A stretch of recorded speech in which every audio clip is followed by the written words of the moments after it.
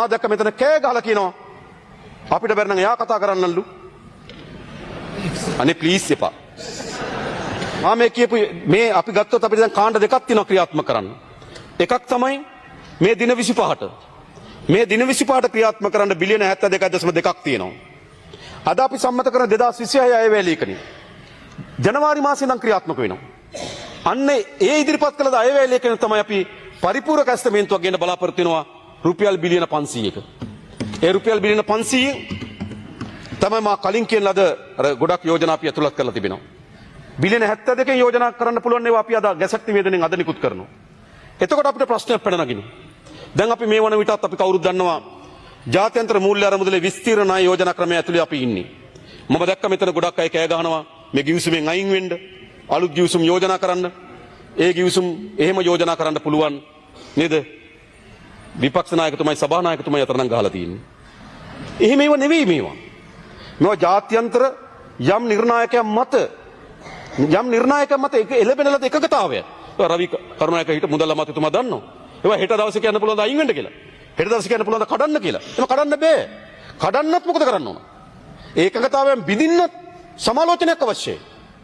ඒකගතාවය වෙනස් කරන්නත් සමාලෝචනයක් අවශ්‍යයි. මා දැක්ක මෙතන කෑ ගහලා කියනවා අපිට බැරි නම් එයා කතා කරන්නලු. අනේ ප්ලීස් එපා. මම අපහාස කරනව නෙවෙයි. එහෙම නෙවෙයි. මේ හැම කොන්දේසියක්ම එකඟතාවයකටම කොන්දේසි කියනට වඩා අපේ එකඟතාවයන්ට අවිලා තියෙන්නේ. මේ අපේ එකඟතාවයන්ට අවිලා තියෙන කුමක් මතද?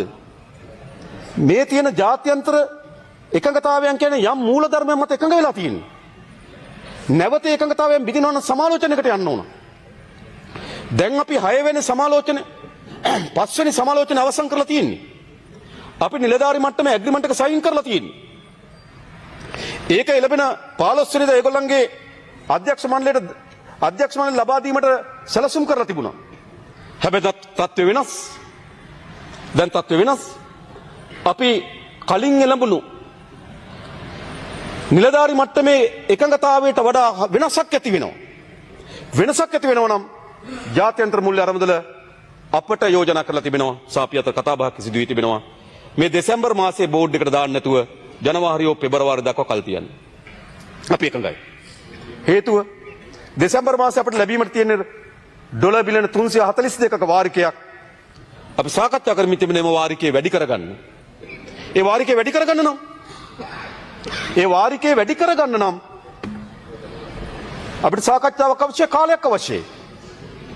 මේ තනි පුද්ගලයෙකුගේ මුදල් දෙනව නෙවෙයි. මේ ජාත්‍යන්තර මූල්‍ය අරමුදල සමාජික රටවල් වලින් එක්රැස් කරගත්තු මුදල් ප්‍රමාණයක් තියෙනවා. ඒ මුදල් වියදම් කිරීමට ඔවුන් ඒ රාජ්‍යන්ට බැඳී තිබෙනවා. දැන් ගංවතුර ගෙලුව අපේ ගාන වැඩි කරන්න කිව්වට එහෙම කරන්න බෑ.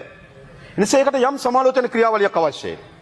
ඒ නිසා මේ දෙසැම්බර් මාසේ 15 වෙනිදා ලබා දීමට නියමිතව තිබුණු 6 වෙනි වාරිකය උපරිම පෙබරවාරි දක්වා අපි ජනවාරි මාසේ නිලධාරි මට්ටමේ සාකච්ඡා පටන් ගන්නවා. පෙබරවාරි මාසයේදී අපිට නිදහස් කරගන්න පුළුවන් වේවි. 342 වැඩි කිරීම පිළිබඳ ඉල්ලීම අපි ඉදිරිපත් කළා තිබෙනවා. හැබැයි එහෙත් අපි ශනික ඩොලර් අවශ්‍යතාවයක් තිබෙනවා. ඒ නිසා අපි ශනිකව අරමුදල් සපයා ගැනීම සඳහා ලෝක බැංකුවෙන් මේ ජාත්‍යන්තර මූල්‍ය අරමුදලෙන් ඩොලර් මිලියන 200ක සහනයක් අපි ඉල්ලලා තිබෙනවා. මා හිතනවා මේ සහනය අපිට මේ මාසේ ලබා දෙන්න කියලා ඉල්ලීම අපි කරලා තියෙනවා. ඔවුන් ඵලදායී ප්‍රතිචාර දක්වාවි කියන බලාපොරොත්තුවක් අපිට තිබෙනවා.